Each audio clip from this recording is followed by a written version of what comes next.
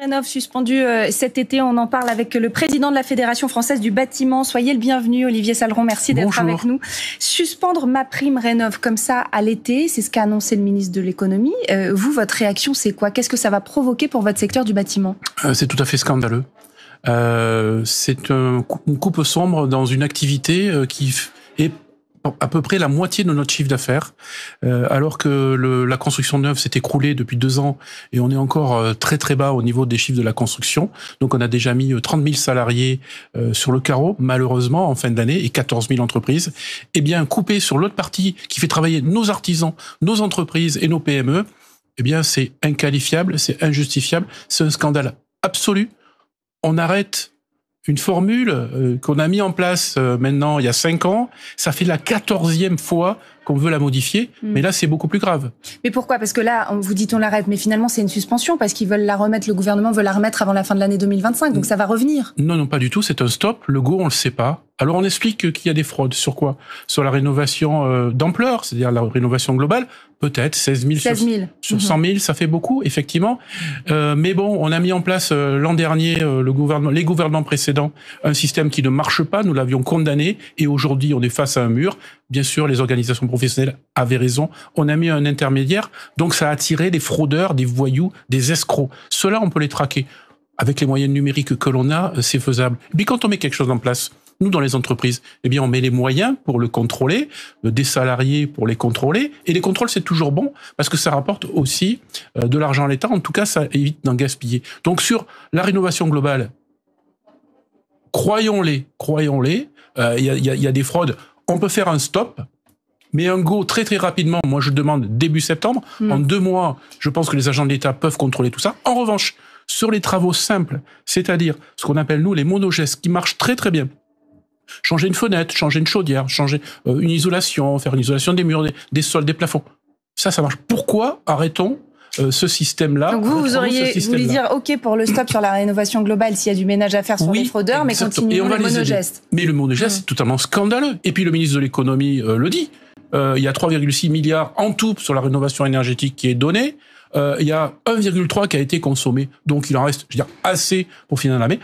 Ne supprimons pas ces monogestes qui font travailler les artisans que l'on vient de voir à l'écran. Mais là, vous êtes en train de pointer du doigt, de critiquer finalement, si j'ai bien compris vos propos, le gouvernement sur le fait de ne pas savoir gérer la question des fraudes. Est-ce que c'est pas aussi au secteur du bâtiment de faire le ménage chez les fraudeurs? 16 000 fraudeurs. Non, parce que les fraudeurs aujourd'hui, c'est beaucoup ceux qui proposent les dossiers, ceux qu'on appelle les mon accompagnateurs Rénov'. Et on a créé cette structure, on a interdit aux entreprises du bâtiment et de la construction de pouvoir être qualifiés mon accompagnateur Rénov'. On a dit on peut pas être jugé parti. OK. Donc on a pris des personnes qui vendaient je ne sais quoi il y a quelques mois et quelques années, qui sont pas qualifiées, qui sont installées à Brest et qui font des travaux à Nice, à Strasbourg, à Lille. Vous imaginez bien que le contrôle est beaucoup plus difficile et ça va beaucoup plus loin. C'est un intermédiaire de plus et les fraudes, malheureusement, aujourd'hui, elles commencent à remonter. C'est sur ce dispositif. Il faut arrêter déjà les accompagnateurs Rénov' qui travaillent dans la France entière. Il faut qu'ils se cantonnent à leur département ou à leur région maximum. Et qu'on comprenne bien, cet accompagnateur-là, il se situe où? Il est entre l'entreprise qui va faire les travaux et le foyer qui veut rénover sa maison? Il fait le lien? Exactement. Et donc la fraude, c'est quoi? L'accompagnateur envoie les personnes vers de mauvaises entreprises? Aussi.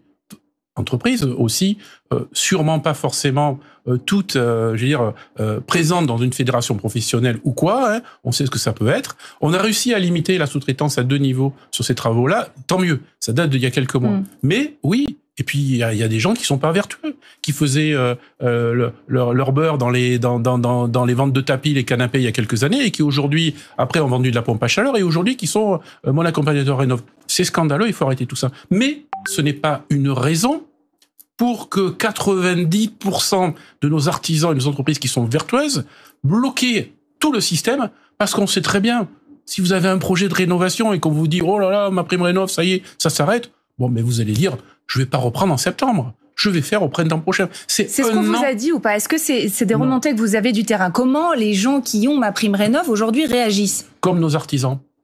Les artisans, ils ont 3-4 mois et encore, quand tout va bien, de délai devant eux. Ils savent très bien que s'il y a un stop, ça y est, depuis hier, plus aucun particulier va dire « Ah ben je vais rénover mon logement, ma maison ».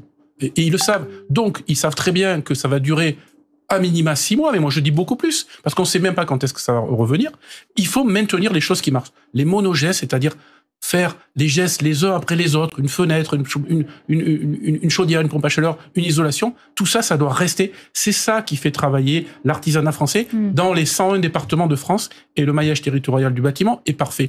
Et pour 98% d'artisans qui sont dans les règles, qui sont qualifiés, eh bien 2% foutent la pagaille en essayant de capter ces aides. Et donc c'est là qu'il faut travailler. Et nous, les fédérations, on le sait, on peut les aider, ils ne veulent pas de notre aide. Est-ce que vous vous êtes entretenu avec le gouvernement juste avant ou depuis cette annonce ? Moi, ça fait 5 ans que je m'entretiens avec le gouvernement. En 5 ans, j'ai connu 7 ministres du logement et plusieurs, peut-être 6 ou 7 premiers ministres. C'est compliqué à chaque fois d'expliquer les choses. Hein. Et puis chacun, quand ils arrivent, ils ont une très très bonne idée. Hein. Bien sûr, à Bercy ou autre, au 5e ou 7e étage, on crée des choses fabuleuses. Hein, voilà. Là, on a voulu mettre un intermédiaire de plus. Vous inquiétez pas. Par contre, il n'y a aucune expérimentation terrain. Il n'y a aucune consultation. Vous êtes en train de dire qu'ils sont déconnectés ? Ils sont déconnectés. Ben oui.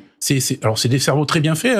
Hein. Quand on a fait HEC, Sciences Po et l'ENA en 3 semaines, on est très fort. Par contre, sur le terrain, ça va moins bien. Il faut utiliser les sachants, les professionnels qualifiés sur le terrain. Mais quelle image scandaleuse. La journée de l'environnement. Vous imaginez aujourd'hui, c'est la journée de l'environnement. On nous dit que 40% des émissions de gaz à effet de serre sont faites par le bâtiment, soit en construction et surtout là, en utilisation, MaPrimeRénov'. Et on nous bloque le jour de la journée de l'environnement, MaPrimeRénov'. Vous imaginez que la décarbonation de 2050 de la France, à zéro, c'est fini. Moi, j'y crois plus, personnellement. On est en croix. Vous avez, me semble-t-il, ces dernières heures, menacé d'une mobilisation du secteur du BTP. Vous pensez à quoi ? Qu'est-ce que vous voulez faire et pourquoi et quand ? Moi, je menace pas. Je sais que le bâtiment, il bouge pas. C'est pas notre tradition, la fédération du bâtiment, d'aller faire les pimpins dans la rue avec 2-3 drapeaux et 2-3 sifflets. D'accord ? On n'est pas des supporters. Ce que l'on sait, c'est que quand on souffre... Après, les gens qui manifestent sont pas tous des supporters, pardonnez-moi. Ils ont aussi des raisons de manifester. Non, on est d'accord. Mais je parle de ce qui s'est passé ce week-end pour dire que nous, on n'est pas des violents. Ça, c'est clair. Donc, voilà. En revanche, quand son entreprise va mourir, quand on va être obligé de se séparer de la moitié de son effectif, ce qui est le cas aujourd'hui dans nos entreprises, eh bien oui, quand il n'y a plus d'espoir, le désespoir, eh bien, entraîne une volonté de manifester, en tout cas, de montrer sa force et de dire « maintenant, ça suffit ». S'il n'y a plus de chef, s'il n'y a plus de capitaine à la barre de ce gouvernement pour nous donner, nous, et nous faire travailler en amont, on va faire comme nos petits copains des secteurs à côté, qui, eux, quand ils claquent des doigts, eh bien, voilà, peuvent obtenir des choses. Mais ça veut dire quoi, concrètement ? Ça veut dire que la semaine prochaine, nous avons notre congrès à Blois, notre congrès national, sur 2 jours. Il va y avoir plus de 1500 entrepreneurs artisans du bâtiment.